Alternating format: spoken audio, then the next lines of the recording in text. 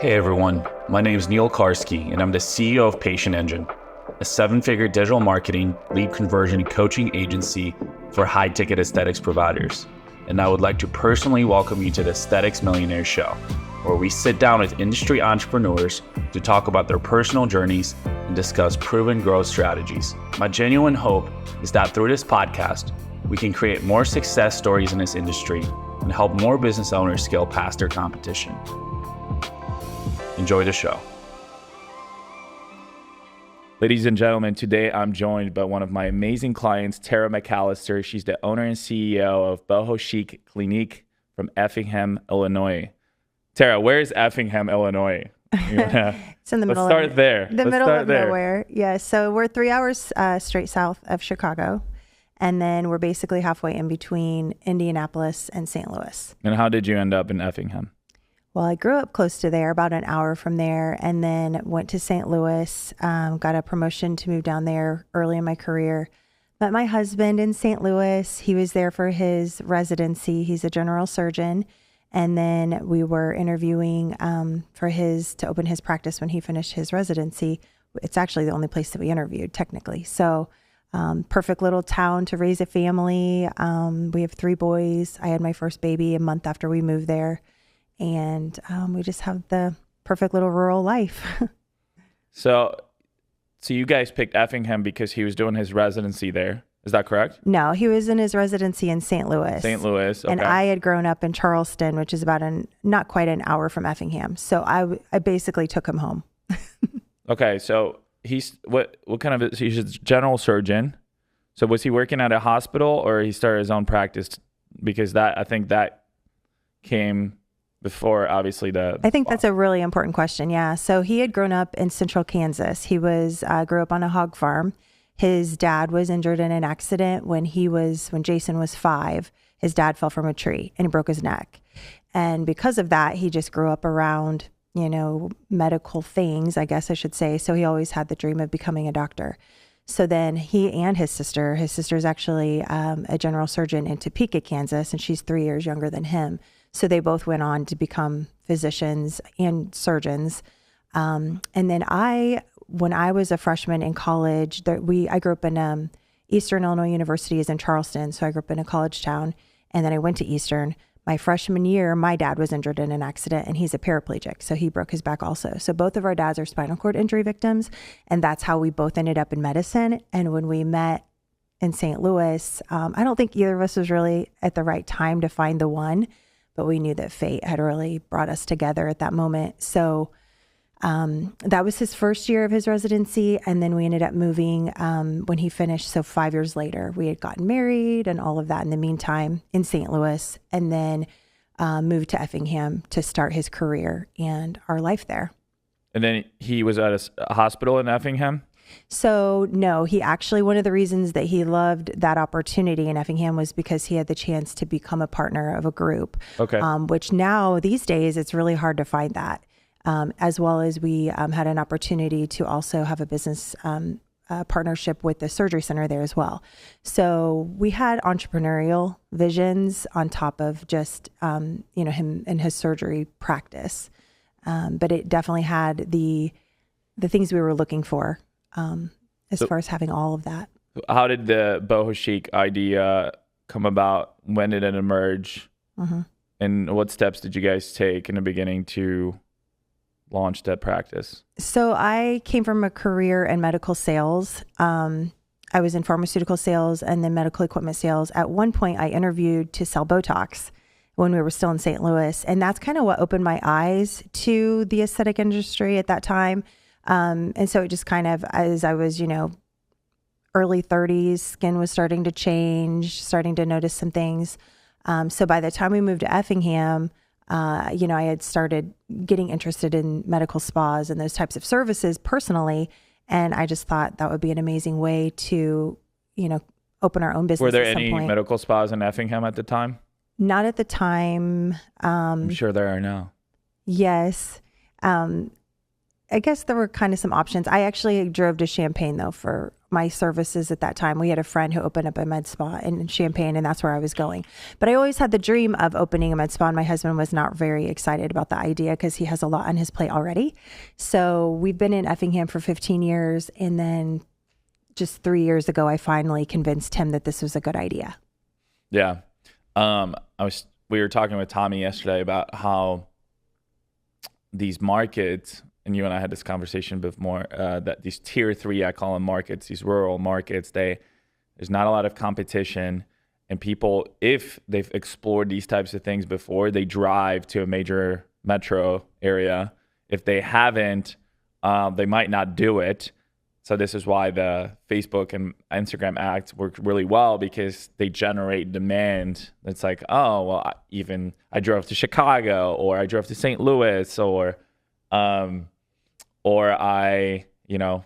didn't even know there was a provider here for that. So that's great. You're right. In the beginning, it was a lot about educating, because the awareness of what these services were, and that there was these types of treatments that actually work, that are, proven, that are safe, very high-end technology and types of devices and things. I think that in the beginning, it was a lot about education. It's definitely changed over the past 3 years. There's a lot more awareness around these types of services now. There's a lot of guilt, though, I think, in the third tier market, as you would call that. I think in the rural areas, and maybe it's an assumption on my part, but in the urban areas, I think it's more acceptable to do kind of the more self-care things for yourself. In our town, it's a very small town, very traditional values, and there's a lot of moms that don't work, and they are taking care of everybody else in their world, and they leave themselves money on for others, last. not themselves. Yeah, and they feel guilty to do these things. And that's, I think, the biggest part when I opened. It's not about beauty. It's not cosmetic. I think that Boho is definitely, it's there to help people with the health of their skin. It's not about vanity. And so helping people understand that has definitely helped, that this isn't something that is optional necessarily. Like, you need to take care of your skin. This isn't something that is vain or you should feel guilty about. Yeah, I mean, your skin is your number one defense. It's your biggest organ. So just like you would take care of your heart or your lungs, your skin is an organ, and it's a very important one. And so we have to make sure that we are taking care of it in the best way that we can. So our facility, our med spa is really based around skin health more than it is cosmetic. What does Boho Chic mean? How did that brand come about when you were creating it? So Boho is natural beauty, wild at heart, free spirit, confidence in a very calm, relaxed way. Chic brings in more of like that modern, cutting edge, trendy. And then Clinique obviously is after clinic or the medical side of it. So yeah, I came up with that name. I'm not sure where it came from. It just kind of came to me. It's a very unique name, especially for your market, I think. So I personally wouldn't have done it that way, but man, I'm sure I'm sure it played out so well for you, because people are like, hey, maybe I want to know more what that means, right? Yeah. Especially in your community, like you said, it's a traditional kind of community, a little bit more conservative. They're like, what is Boho Chic? Maybe I want to check it out and find out what it means, and what it is going to mean to me. So that's pretty cool. When I knew that I had picked the right name was when after maybe 6 months or so into the business, we would hear people going around town saying, oh, she has the Boho Glow. And I'm like, oh. What is that? Let's talk about the Boho Glow. What is the Boho Glow? It's that dewy, glowy, healthy confidence that people were, starting to appear differently and walk differently and talk differently. How did you come up with that? How did it start? Yeah, I didn't. That's what I mean. So now it's the hashtag Boho Glow, and it wasn't something that I came up with. It was just something that people were starting to say that was catching. But yeah, that's what it is. It's a newfound confidence. And our tagline is embrace your inner glow. And that has been from the beginning. So it's really about confidence being from inside out. Cool. So when did you open practice? July 2021. Okay. So we're coming up to 4 years now. Let's talk about year one. How was year one? how did you start? Was it you? Did you have other staff? What kind of services did you offer? Because I think those humble beginning moments are really, really important. We had a very strong start. I think that the start. I'll take it back. I take the humble back. Maybe it was. Well, no. I know. Honestly, the harder part for me has been more growth. You know, feeling like we're stuck, we're stagnant, and growing. You know, more. The beginning was very strong. We had a very strong start. We had an amazing team. Very talented nurses is kind of where we began. And it was more injectable based in the beginning, which I definitely wanted to get away from, and I have.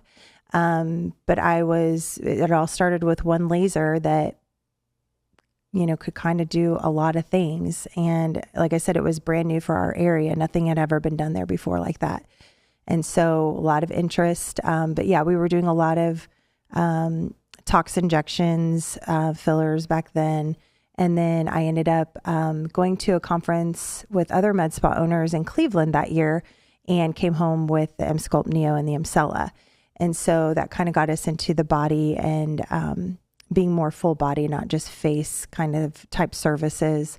And that was exciting. It was very scary, but things went really well. We had an amazing team, and then you know, they had babies and, you know, decided to stay at home with their babies after that. So things have really kind of transitioned. Now our team now is pretty solid, and we don't have as much transitions that have happened here in the past couple years, I would say. In the beginning, there was a lot more of that, just more personal reasons too. Like I said, people having babies and staying at home after that. So finding the right staff is a big pain point in our industry. How did the training? Yes, it's so hard. How did you attract the right talent in the beginning?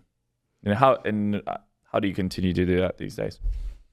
So in the beginning, they were a lot of, like family to me, some of them. One of them actually was my cousin. One was, a very dear friend who we had done other businesses together. And then one had been my nanny for a couple of years. So, and they were like family to me. So, but they were young and just starting out. I think, getting married at that point in time. And that's kind of how it all started. Now at this point, I look to people like Lori to really help me with the staffing side of things. But honestly, we've never put an ad out saying that we were looking to hire, ever. People have always come to me, and since the beginning, I would say, at this point, I still say it, if I had known it was going to be this hard, I never would have done it. And that's why I'm happy that I didn't know, because I'm happy I've done it. But it's been a really tough road. And yeah, there's a lot of challenges and struggles along the way. The biggest thing is finding those people. But, it was kind of like Jesus took the wheel, and I mean that. And he placed people in front of me or, right alongside me that were the right time and the right person for that time. And so we just continue to grow and evolve and get better and better. And, we put a lot into training, a lot into our devices. It's been a ride. I'm sure it has. What did you end up from a revenue standpoint year one? Do you remember? We crossed $1 million the first year. It's impressive. Mm-hmm. Not a lot of people do that. Yeah, and that's what I mean. It's that wasn't so much the strong start we had. It was more then. Okay, now do we continue to grow that? Not very long. It was kind of by accident. No, I need to hear more. That's great.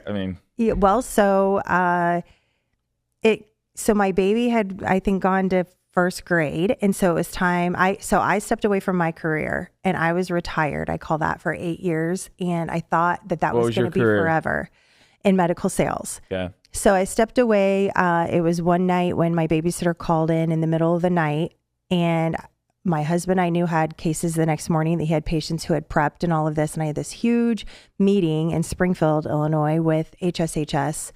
And I had to call in and tell them that I couldn't be there because my sitter was sick. And that's when I knew it was time for me to step away and focus on family. And it was a really hard transition for me, because I went from being my husband's sugar mama when he was in residency to now completely depending on him. it was really hard. And so I lost a lot of like my confidence and identity during those years. Had our third baby at that point when I was retired. And then when he was in first grade, I knew it was time to go back into the workforce or find something again that really felt like me and find myself again. And at that time, I was reaching out to people who I used to work with in medical sales to see, you know, what is the industry like now? It was pretty much post-COVID, kind of getting out of COVID at that time. So I was curious, you know, what's it like to go out and actually, you know, go to medical offices or hospitals or whatever it was if I was going to go back into that industry. And the thought of doing that and being away from my family, because I knew that that required a lot of travel and being away from them and not being able to just go pick them up from school and take them to school every day and the things that I had gotten used to and really appreciated, I didn't want to lose that. So I was like, how can I have it all? And I had been introduced to a contact on LinkedIn who told me about this laser. And that's kind of how it all started. So I went to my mom's house and I talked to her. And I told her about my vision about opening a med spa. And like I said, my husband was not a fan of the idea. He was kicking and screaming and very skeptical about the situation. Why? Because we had seen other people fail. You know, the business that I had gone to in Champaign that I talked about, who was a friend of ours, had gone gone bankrupt and the businesses had all closed. And so we had seen it firsthand, and he's like, it's a really tough business. And I don't know that he knew that I would know how to run a business. I had never really done that. And so a lot of people were telling me, just go back into medical sales. That's what you know. And I was crying on my mom's couch and I said, but I know I can do this. I know I can in my heart. And she said, well, let me go talk to your dad. And she went in and talked to my dad, and they decided to give me a loan to get the laser. And I paid them back 2 months after we opened. And she was, I think, very surprised at that. But she's a whole part of all of this. So she passed away suddenly. We're coming up on 2 years, Memorial Day weekend. 2 years ago, we lost her suddenly. And she was my dad's caregiver for many years. She's the most selfless person ever and just an amazing mother, and was always taking care of everybody else. And us, him, all of it. And so she believed in me so much that she started Boho, and she's the reason that all started. So I always say that Boho is her afterglow. And so we have an event every Memorial Day now that's named for her for the Afterglow event. But it's rocked us. Like we lost her and we didn't see it coming. You know, she had an aortic rupture, so it was sudden. No goodbyes, nothing. So it's been really hard. But a lot of this journey is all about her and what she instilled in me and my sisters, my friends. Her passing was really, really tough. So, but that's a big part of it. But yeah, it was rough. It was tough. But she's like, I believe in you. And she understood why I didn't want to go back to being out on the road all the time. And I wanted to be with my kids, but I also wanted something that was mine too. So that's how it started. Wow. Powerful story. Now you can honor her through your business, which is great. So you said, hey, we had a good start. We didn't prepare so much.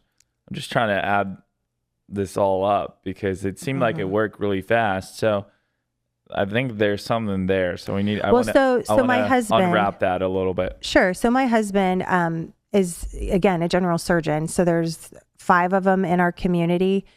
He is the youngest one of the 5, and he has a very strong practice. He's incredible reputation. So to build off of that was pretty easy.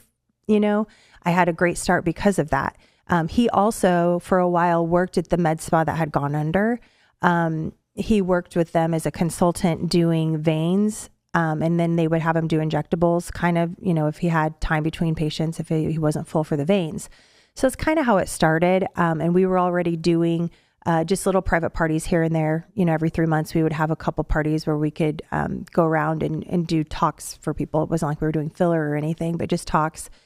So he already had kind of a little bit of a following because of that. So those patients now, instead of going and doing the private parties, would come into the business, some of it, but they still enjoyed when we would come to the house too and do the parties. So we've transitioned completely away from that at this point, but there was a little bit of, I would say a head start with those things. But as far as business 101, no, it was just kind of, I'm going to open a business. Like, let's do this. Now, in the 8 years that I was retired at home, I was dabbling with little side gigs because I was bored and I needed something to do. So, I would do MLM businesses or, just Drop different shipping. things, just whatever. No drop shipping, but like, and then, during that time too, I was doing a lot of life coaching. And so and I learned social media because I wasn't even on social media until I quit my medical sales job. I didn't want anybody to, I was very private. And my sisters would even be like, get on there, just at least share, of the kids. I'm like, no, I don't need that. So it's been interesting as far as like learning all of that. But I would say I knew a little bit about the social media because of those things that I had dabbled with out of just boredom as a stay-at-home mom. And, I went from having a complete career and identity to being Dr. McAllaster's wife. I'm like, no, that's not me. I was a very successful career woman. At one point, never even thought I was going to have children. I was going to explore the world and then I met him and I'm like, I'll have 10 babies with you. So, it's just about kind of finding that right person and it's just being the right fit. So things changed. So you opened a business and it just came. People just came. Was that kind of? We started out in a little teeny tiny space in downtown Effingham. It was 800 square feet, I think. And we had a lot of different stuff going on in that space. Very busy. I had one nurse there each day of the week. Had an amazing person. Well, this is another part of the story. So when I first started my career, when I was 22, I had a very best friend who became like an amazing mentor. She's like a sister to me at this point, but she took me under her wing and taught me a lot about sales. We started the same day in pharmaceutical sales together. And when I was exploring the idea of this laser, she just happened to retire from pharmaceutical sales. And we met one day at our local winery and she told me that she was retiring. I honestly didn't believe her until she told me she actually bought a car. So that's when I knew she was serious. So then about, a couple of weeks later, I reached out to her and I asked her, I said, I know that this is a long shot, but would you be willing to work at this new business I'm going to open? So she said yes. And she kind of helped me so much in the front desk, just the management. She wouldn't call herself a manager, never would at this point even, but she helped me grow the business. I mean, everybody back in those days had such a huge integral part of the design of the business and the success of it. We just had something special. It was something that was different than had ever been offered in our community. So people were excited, but that only takes you so far. Then you got to start. That's what I realized too. Like you can't build a business that's sustainable with those kinds of numbers long-term around friends and family. It doesn't work like that. So then you start having to go, okay. And, I took on a lot of risk. I, bought a lot of devices and a lot of technology. How fast did you buy devices? So I had the laser that started it. And then I got my body contouring pelvic floor chair so just 2 months later. And then 2 months later, when was this? This is year one. Yes. And then a couple months later, I got and then you financed a all of it. resurfacing. Yep, all of it. And then those a year payments after started that, I adding got up. more. Yes, I have a lot of payments. I spend a ton of money on Let's talk about devices. this in a little bit more of a structured way. So you got all these devices. You're like, okay, I can do a lot of stuff for a lot of people. Device payments start adding up. You had rent. You had all these nurses working for you. Great.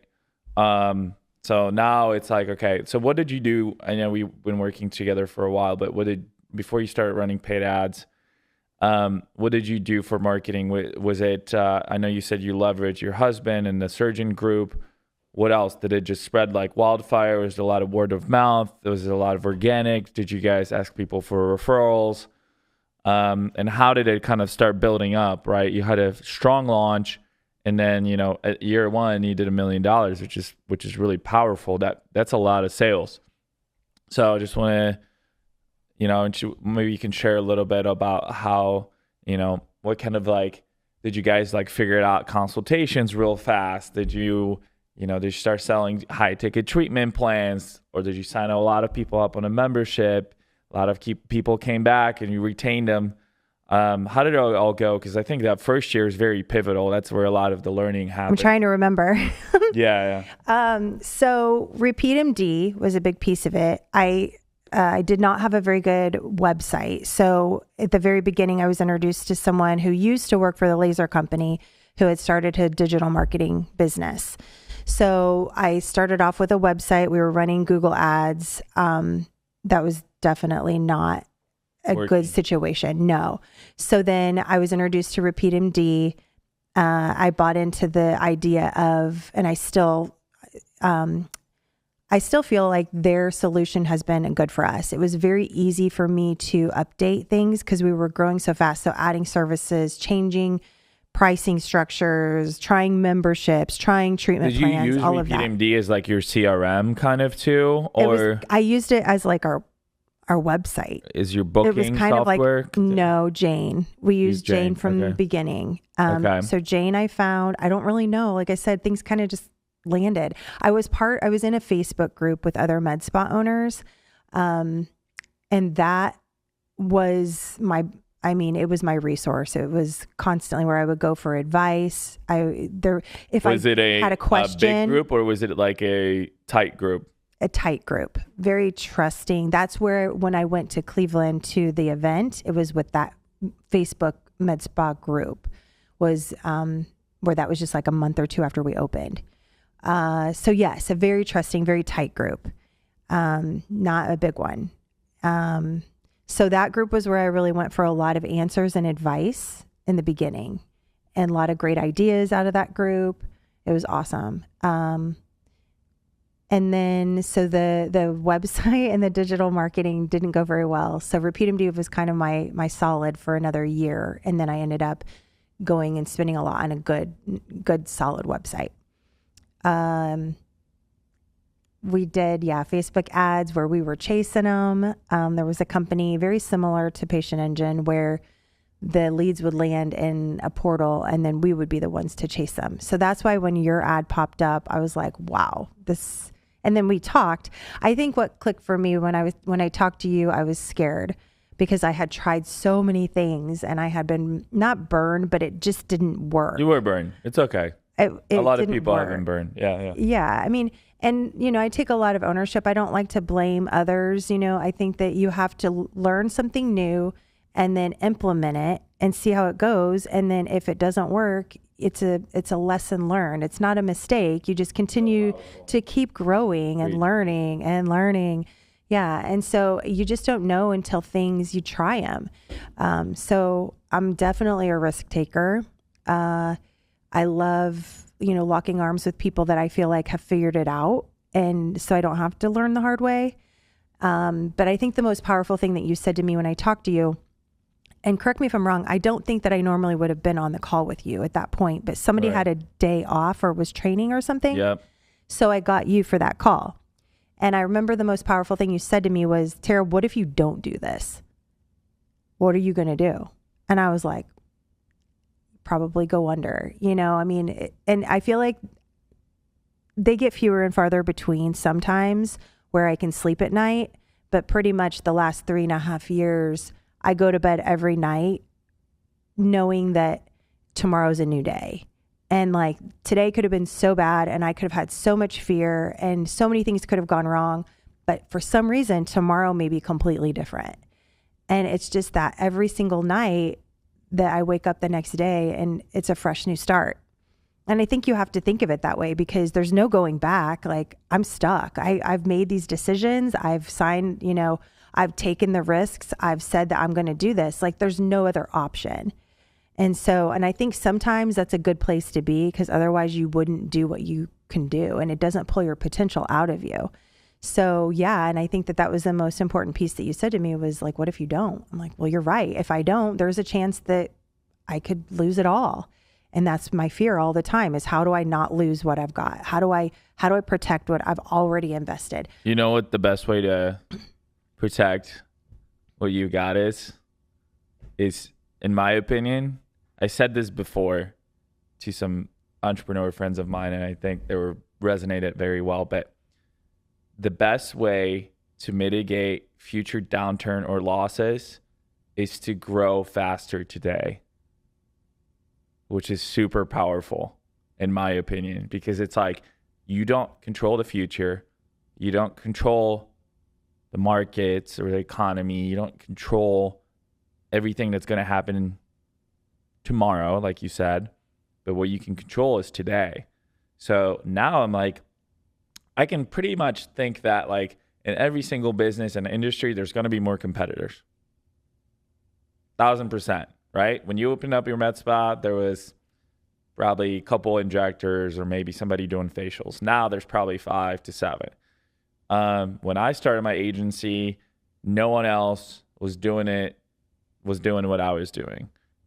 There's like more agencies than med spas now, right? And they still don't do what I do or to the level of quality that I do, but it saturates the market and creates more distrust and mistrust in these types of businesses, in any service providers. So for me, it's like, I just got to outgrow people today. I got to be better. I got to spend more. You have to continue working to be authentic, because everybody, when we talk about people, you see somebody that's doing something that works for them and then you want to emulate that, or, oh, it's working for that person, so now I need to go try that. So it makes it harder, because I feel like everybody knows now it's more, it's easier to figure out what other people are doing and copy that. And so when you are authentic or you are a trailblazer, it's harder because you do have to keep running faster and faster. If you have innovative ideas, if you have new ways of thinking. Everybody's coming for you at yes, that point, yeah. You're constantly, you're like, you're running from the people that want to emulate it and want to duplicate it. And so it becomes harder to stay authentic, because even though you were the first one to think of it, everybody else is doing it. Yeah, and I mean, you have to just constantly copy the best, innovate. right? They're always going to copy the best. And I mean, I think that's one thing. I don't necessarily think that I'm better or the best at doing anything. It's just, I won't quit. You know, every single day I'm like, what can I do better? How can I tweak this? How can I respond to our patients' needs in a better way? Every single day, every single minute, I'm thinking this. Like, how can we do this better than we did it last minute? And it's just constantly growing, constantly learning, constantly implementing, constantly re-implementing when something doesn't go as good as I thought it would. But I think you have to keep going. You just have to keep running as fast as you can. Yeah, for sure. But when I found you, what made the biggest difference, I think for us, was the closing part, because med spas, there's so many pieces. And in the beginning, I kept saying, it's one thing to open a business. It's another thing to open a medical business. There's so many different laws and things that you have to be aware of and make sure that you're following. And I mean, we're talking about safety and lots of stuff here. So it's it's a lot of pressure. So my number one thing is making sure that I can deliver on the promises that I make or the offers that I extend to people to help them. And I have to make sure that I have the tools, the team, the resources to deliver on those promises if I make it. And so the foundation part of it is the patient care, you know, the results, the safety. And then from there, we can start growing into, okay, how do we sell? How do we market? And so it's really hard, because you have your clinicians who you have to make sure that they have everything that they possibly could need to do the very best they possibly could for those patients. And then you have this whole other part of the equation as far as your staff and your team that need to help you with the messaging of that. And so it's almost like the messaging part falls last, because the other part is probably more important. But to keep the doors open and to continue to make money and be sustainable as a business, you have to be good at the messaging too. So it's kind of like you have to have both, but how do you be good at both? And so like Teresa with the closing has just been phenomenal. And like I said, I've had situations where, you know, I've had the leads that land in a portal system or whatever, and we have to go chase them. But to have a team and train a team to be good at that is very hard. And so that's where I feel like you have delivered on your promise, is that I know that when these people land, you're going to have people landing on my schedule. Like, it's insane. And she's never even stepped foot in our place, but she knows us. She knows how to share that message of what we do to help people and how we can help potentially the patients that are considering, booking this first time to come and see us. And so the power in that part of it is just amazing. And it's helped us so much in the past, 6 months. It's just amazing. I want to touch on two things you said. So one, earlier you said ownership, which I love that. I'm a huge individual ownership advocate of it's like we blame a lot of external things or situations or for happening, but really it's just like you said. I always say losses, not lessons, not losses, and we have to kind of just take ownership of the shitty decisions we may have made, right? Like, those are our decisions, so we have to take ownership of that. And if things aren't going well, you have to just be self-aware and understand, like, did I mess up? Did somebody else mess up? Like, have that self-awareness, but also take responsibility for, for things you can control, which is the big thing. And then two, I think there's the chicken and the egg with, like, marketing and sales and fulfillment and client results, which I think you were saying, like, hey, like, we want to make sure that we can provide amazing care and results for our patients. But then again, like, we also need patients to come in. But if we don't provide amazing care, they're not going to come in. I think it's great. But to me, I think to me, I'm the sales and marketing advocate first, because if you don't have patients, you don't have problems, or clients, you don't have problems. So, and having a consistent flow of new patients forces you to be better, because you're like, hey, if I don't fulfill for them, they're not going to come back. They're not going to refer people. They're not going to leave me a good review. So I just need to continue to get better. I need to get patient feedback or customer feedback. I need to have my shit together. I need to have my processes in place so I can actually grow, because as we know, like, if patients aren't getting, or your customers aren't getting good results, your business is probably just it's not good. And you have to have consistency. You have to have even your team has to have confidence that if they do these different steps, you're going to see this result. All right, let's stop there. How do you train your team on consults, on sales? I know a lot of medical and healthcare providers, they really stray away from the word sales even. I don't. I face it head on. I think you have to sell to help people. How do you train your team? You said, I think it starts from you as a leader to say, I have to instill confidence in my team to be able to sell, but they also have to believe in what they're doing to sell, right? Otherwise, they're probably going to have low conversions. So let's talk about consultations and sales. I think sales, I am like you, I own that word. I'm a salesperson and I'm okay with saying that, but I'm also a person that I think of selling as being just offering help. And so I think training sales to people who don't want to be a salesperson or think that's like a bad word is definitely challenging, but I just think it's how you put resources in front of them. Like Heather Terveen was amazing at putting that mindset of what selling is. That helped a lot. So I invested in her program and locked arms with her last spring. That made a huge difference on consultation, just the conversations that are happening. It's very difficult. I have one of my estheticians who is a very, very soft-spoken, kind of shy personality, but she has amazing conversion. And I think it finally clicked for her when she realized that I'm not trying to sell something. They need to know my expert advice, and I just need to share that information with them so that they can make the best decision for them. And so that's how I think it kind of clicked for her, and she's incredible at converting. I think there's two types of, so in my opinion, if you have a natural aura and this high energy, this assertiveness about you, that's what you're going to sell with. And if you're a little bit more maybe like you said, shy, conservative in some ways, a little bit more soft spoken. You sell with like education a lot more and relatability and just having really deep and intimate conversations with people. So I see that can work as well. I think it's less frequent in any industry, but I think you touched on this point a little bit.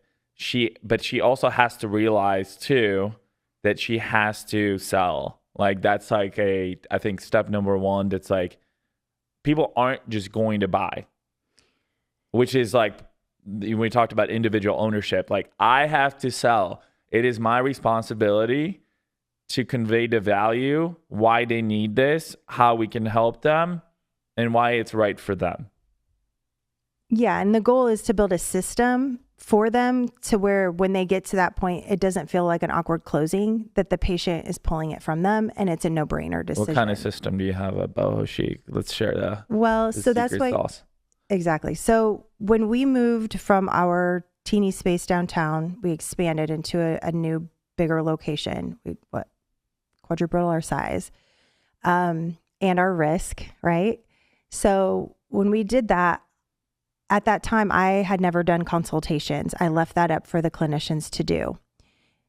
And I didn't feel like I was worthy of doing the consultations because I wasn't a clinician. And this is kind of a different, unique situation from my chair because most med spa owners are also typically like the injector or, the nurse practitioner that is also seeing the patients. So I sit in an interesting chair because of that, because I'm not, my day is not taken up with patient care. I'm actually running the business, selling and doing those things. But it wasn't until we moved to the new location and I took all of the consultations back into my hands that things kind of changed as far as the process. And I knew that I couldn't build a process or a system that could be duplicatable if I wasn't in those shoes first. So that's what I did. So what did you change? So I took all of the consultations on myself and then I would hand them off to the team for the clinical delivery. And in doing that, I had amazing conversations with a lot of patients that allowed me to understand how we could best serve them and how we could answer what the most common concerns were. And a lot of connection happened in that room between me and these patients. And I think it helped them understand too who Boho is and why we're there and what our purpose is. And I think a lot of the patients that I had those conversations with were actually surprised or shocked by what they heard in that room. It was a lot different than they had assumed or thought they were going to hear. And so because of doing all of that, I built a system of basically just chart templates and conversation, dialogue, design that can help us uncover how we can best serve these patients and help them solve their problems that they're struggling with. And so at this point in time now, I've handed those consultations back over to the team. I do some of them still, not very many of them, but I'm very involved because I feel that it's important that I do hear firsthand what these patients are asking for and what their struggles are so that I can answer those needs in the best way possible on the big scale, big picture side of it. Do you feel like, when you were rolling this out to your staff, how did they respond? And then what was your approach, the methodology for implementation? Because, you're kind of like, hey, I did this, it works. Right? Yeah. The biggest struggle, so especially because I come from such a strong sales background, is trying to help people who don't ever want to be a salesperson. Yeah. But the message coming from me is a lot different than coming from somebody else. And so I think it's important to invest in... What is your message? What do you mean by that? So like when you were training your staff, you're like, hey, like I have this process.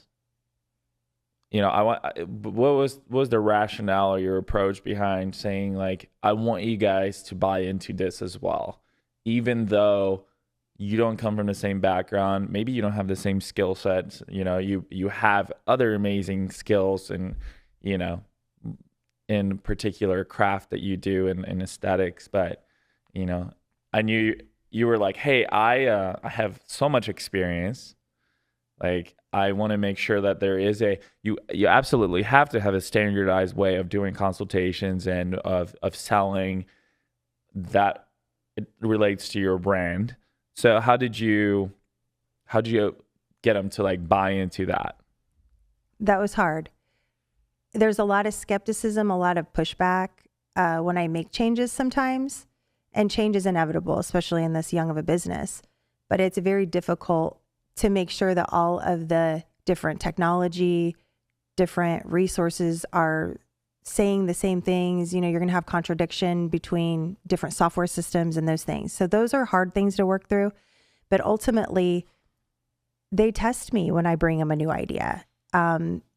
They question me, but then when they start to implement it and it works, they have fun with it once they realize that it works. But again, I have to invest in sometimes other resources or coaches that deliver the message, the same message I'm saying, but they hear it better coming from somebody else, not me. Yeah, like an objective third party, basically. Yes, exactly. Gotcha. Okay, let's walk through that story a little bit more. So like when we had Eric, they loved that day with Eric. So we had a retreat at my house. We all were there. We had him up on my big screen in my living room. However that technology works. He streamed in and he did an amazing job. We had an incredible day learning from Eric, who's on your team. So yeah. Awesome. But it takes things like that for them to click sometimes. It doesn't always click when it comes from me. Sure. I agree. That's okay. Yeah, it is okay. Where are you at now, revenue wise? I mean, you've grown a lot since then, since year one. So can you share a little bit more about that? I mean, as far as like averages, you know, we've gone, I would say in the past coming up on a year, we've gone pretty much from good 100K average a month to 125, getting up there to 150. And that's just revenue. So those numbers, I'm sorry, like they're vanity numbers. I get it. I get it. There's so much overhead in this business. There's so low profit. Profit's king for sure. Yeah. I agree. But so those numbers just, I mean, but it's a long-term game. It's for sure a long-term game. Exactly. And every month I'm paying more off on these devices. I'm getting, I'm investing into the assets that later the profit will be there. It's just a much harder way to get there doing it this way. But it's a long game, not the short game. I know. And you invest a lot in marketing every single month, and you get a lot of new people in the door, which is phenomenal. The problem is so the volume is coming in of new patients, right? We've got that system in place with you, which it's working very well. So now my shift is more focused on, and not that it hasn't been there, but specifically in the past week. And that's where I can kind of go back and forth. Okay, are we getting enough new people in? Are we keeping those patients? So constantly balancing that back and forth, and then looking at the data and the numbers like, okay, so we've had all of these new patients come in. What happened with those patients? What did they do? Are they still coming in? Why are they not if they're not? On the ones who are, what did we do right there? We need to do more of what we did with the ones that, did lock arms with us and trust us on this journey. Because let's be honest, I think there's a lot of misconceptions out there, especially in social media, about expectations and what patients think that they can get from these types of services. And like it's a one and done, like they're going to come in one time and we're going to remove their sun damage and they're never going to have sun damage again, even though they're always out in the sun. And so it's delivering some kind of hard messages sometimes to patients.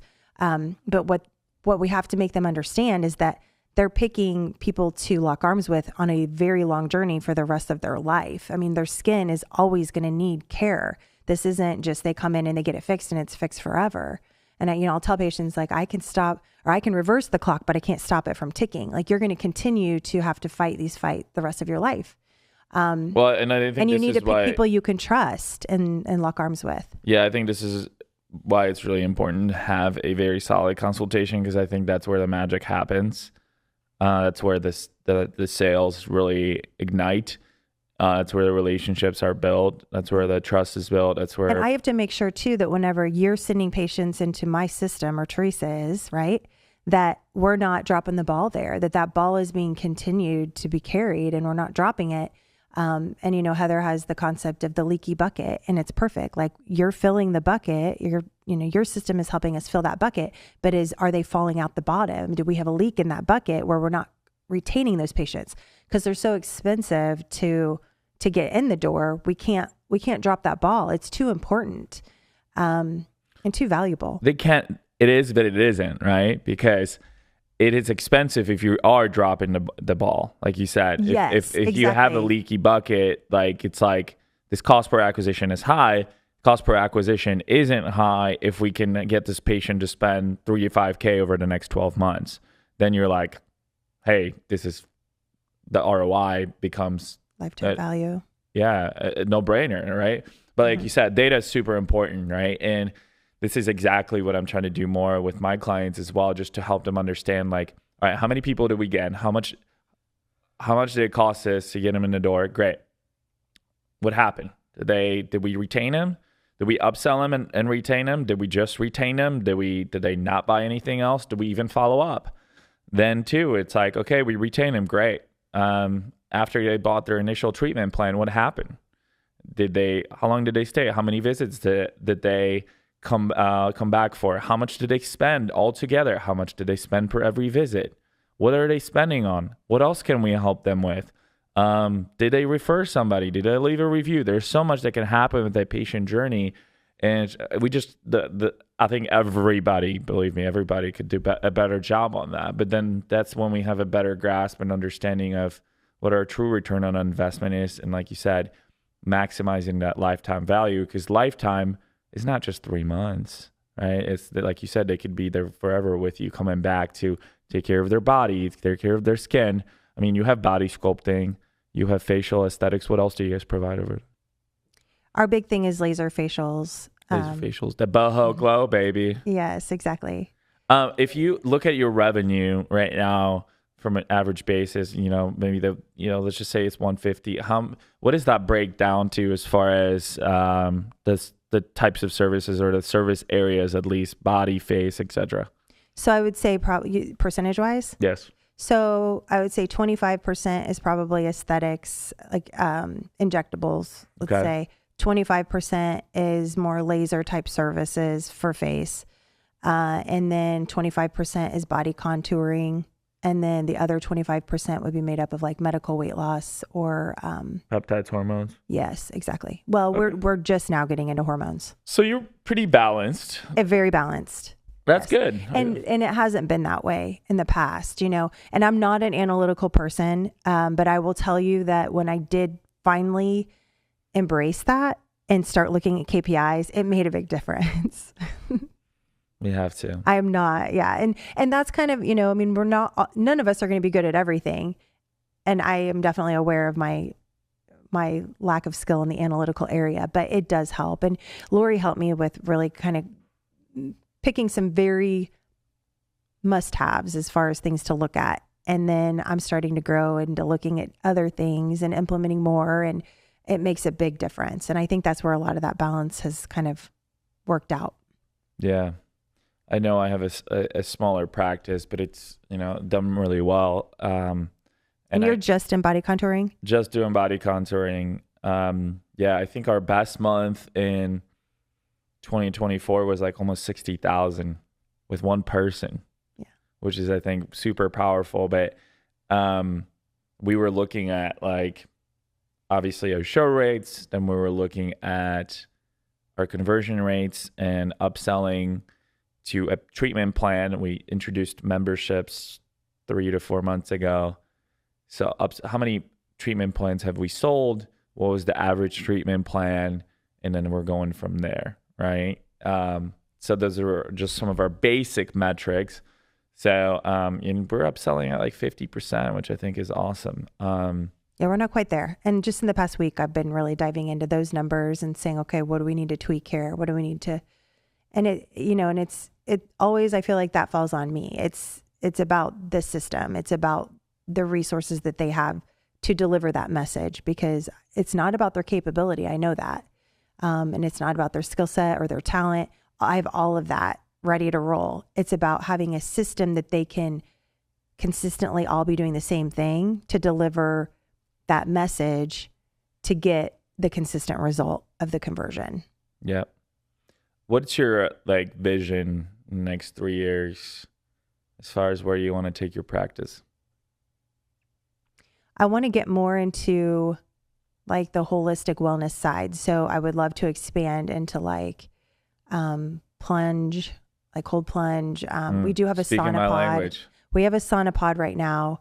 The problem is, again, in a rural community, it sounds good, but it's like, where are people willing to spend money? What is it called? It's like, it's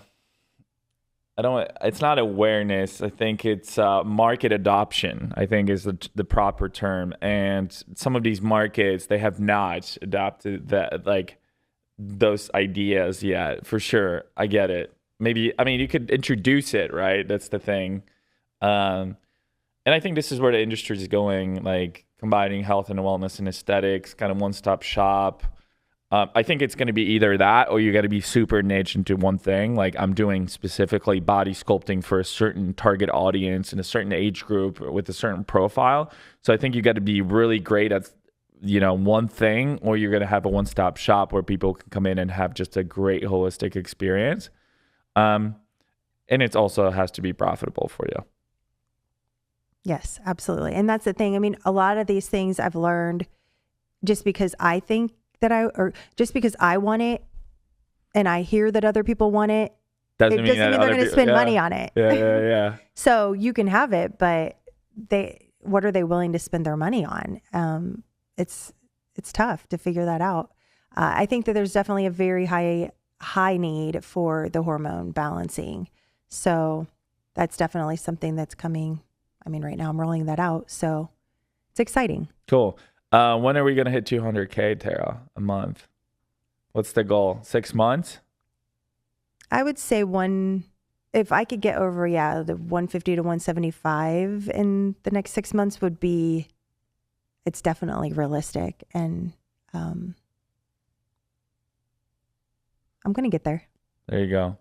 Any advice for entrepreneurs in your shoes that you'd like to give? I think it's super important to share best practices. You've learned a lot in the last almost 4 years. So maybe any key lessons that you like to put out there? Just don't quit. And like I said, when you go to bed at night, just know that tomorrow's a new day. And you have to just control what you can control. And there are enough people out there. The business is out there. I live in a town with 12,000 people. There's enough business. And I think you just have to know that God has you and run paid ads at Neil. They definitely work. Yeah. All right, let's get into some fun questions, just totally off the beaten path. Let's go. Vulnerability. What is one bad habit that you have that you want to fix? Chasing shiny objects. Oh, love that. But a lot of them turn out to be good ones. That's the problem. You want to fix it or you don't want to fix it? My husband wants me to fix it. All right, what is a bad habit that you want to fix? I don't know. I don't know that I have a bad habit. I think my habit is that I'm not habitual. Oh, interesting. Like consistency. And that kind of goes into the chasing the shiny object. So I'm always moving, always. Gotcha. Instead of staying focused. Staying focused. So the habit I need to change is to actually have habits that are consistent. Eliminate distractions, maybe. Yes. Focus. Okay. I like that. You got to. I try to do too many things at one time. I got a book for you. I'm going to send it to you. Yeah. It's amazing. It's helped me focus a lot. What's the name of it? It's called Flow. Oh, I've not heard of that one. Yeah. It's a really good book. I'll send it along. I think it's going to help. Yeah, I mean, just for that little story. So when I first started marketing, I was doing like 70 different niches too. And then I was like, man, I just got to focus. Focus on one thing. So I chose body sculpting because I was like, man, I had a body sculpting website client in my past agency. And I'm like, I think this thing's going to blow up. I did some research. I was like, I I think it's going to blow up, and it did. So that focus allowed me to be successful. A couple more questions. What is your favorite luxury brand?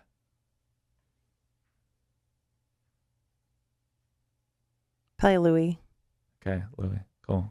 I got Louis yesterday. I did get these golden gooses yesterday that I'm very feeling guilty about. Oh my God. I think. Wow. I think it must have been the same client that said Louis and Golden Goose. So. No way. And it's a guy. But let's do a couple more. What is a place you'd love to go visit? I know you work a lot. You're a mom, but what is a place you'd like to treat yourself to? Greece. And Hawaii. Okay. All right. Let's put that. When I go to those two places, I'll know that I made it. They've been on my bucket list for a long time. When should you go? Put it down. Put it down on the calendar. But those are what drives my entrepreneurial spirit and trying to get to that point where we have freedom. And there's just more story behind that. But yeah. Cool. Where can people find you, Tara, if they want to connect with you or your brand or your business and just chat a little bit, mastermind? I think our industry needs a little bit more of a tight-knit community where we can, where we don't have to be alone.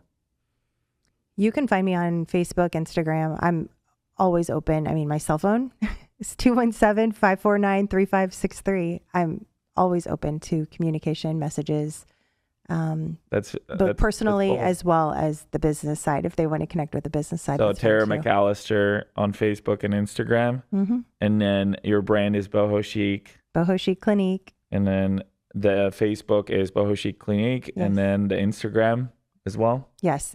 I think Boho Chic Clinique Med Spa is the handle. Beautiful. Any other final words to wrap this up? Keep going, right? Yes. Keep going. All right, Tara, thank you so much for coming on. I appreciate it. Thank you, Neil.